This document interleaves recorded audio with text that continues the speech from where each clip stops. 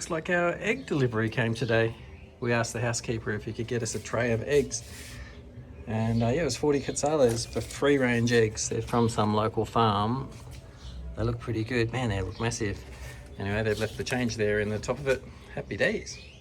Righto, so that's the second day of classes wrapped up. It's obviously night time. The classes ended up costing us somewhere around $30 Australian each for a 3-hour lesson each day.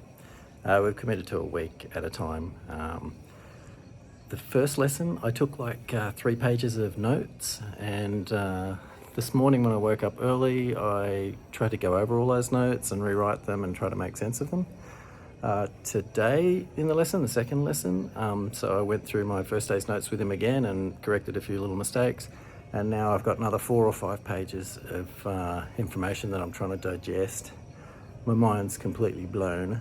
I don't know which way's up and which way's down. We went for a walk after class, and we needed to get out some money because we have to pay for the Spanish classes, and we also have to pay for the accommodation. Strangely enough, I can't get money out with my cards. Robin and I have both got a Wise card, exactly the same Wise card. She can get money out on hers, but I can't get any money out on mine. So it's lucky that we've got one each. I do have a couple of other options to get money, but yeah, it's always a bit of a worry. Hey, this little town's only got one type of bank, 5B they call it, and for some reason it just doesn't want to work for me. So anyway, on the weekend we're going to go over to Panajachel, which is on the other side of the lake, and they've got other banks, so hopefully we'll be able to get out a bit more money then. But yeah, that was the second day in San Juan, and as I say, my head and my brain's just fried trying to remember everything in Spanish, but I'm hoping things are going to come good. Anyway, there you go. Happy days. All right, so it's Friday afternoon, Friday evening, I guess, 5:30. Spanish classes are over for the week. Wow. So I had 3 lessons this week, 3 hours each. My brain is just fried, and I've come to realize that there's no way that I can concentrate for 3 hours straight. They do give us a coffee break and a little snack or something as well. But today, like with an hour to go, I was just like, I had nothing. And my Spanish teacher's awesome. His name's Gaspar. He's been doing it for 8 years.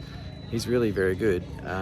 He's just teaching me present tense things, and then he says it's difficult to get started and just to be able to speak in the present tense, but once I've got that, then the future tense and the past tense are a lot easier to get a hang of. But anyway, I guess we're planning on being here for a month doing these lessons, and by the end of the month, surely I'll be able to speak a bit better Spanish. But anyway, we'll see how we go. Day 3 done and dusted. Here comes the weekend.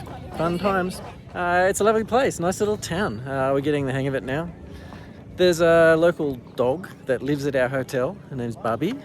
And I've been messaging the owner of the hotel because they're not here, they're in Peru. And I've been trying to figure out who actually feeds Babby and how does she get in and out? Are we supposed to keep her locked up? Like, we've pretty much got the run of this hotel to ourselves. It's like sleeps, I don't know, 50 people. It's got 7 or 8 rooms. It's quite a large hotel with a beautiful kitchen and multi-levels. And yeah, while the people are away, we're sort of keeping a bit of an eye on things, which is lovely. But yeah, the place came with this dog basically, and yeah, we don't know. Anyway, it turns out she's just a street dog, and that she came home with the owner's or the manager's son like a year ago or something, and that's it. So I spoke to the manager and I said, so what's the go with Babby? Like, who actually feeds the dog? Should we be feeding the dog? Like, last night she was looking at us very expectantly, like, you know, she would love some of our, well, we were eating banana loaf actually from one of the local ladies. But anyway, the manager said, oh, no, she thinks that the staff, they feed the dog, right? And there's a couple of ladies that do the housekeeping and the cleaning, and there's a guy, Kevin, who waters the plants. Anyway, so this morning I saw one of the housekeepers, Ceci, and I said to her, oh, here's the dog, Babby, what's going on? Like, do you feed Babby? And she goes, no. And I said, does someone else feed Babby? And she goes, oh, I think Kevin, yeah, Kevin feeds Babby. And I'm thinking, oh, okay, sweet. So someone's actually feeding the dog. We don't have to worry about her starving to death. But later on, I saw Kevin, and I go, okay, Kevin, so what's the go with Babby, the dog? You feed the dog? And he goes, no, I never feed the dog. So no one feeds the bloody dog. I don't know how she's survived all these years. She's doing quite well, and she's not fat. She's not skinny, but yeah, anyway, we might have to buy some food. We've been collecting our chicken bones and stuff from the restaurants and feeding the street dogs, but maybe Barbie needs to get a bit more food for herself.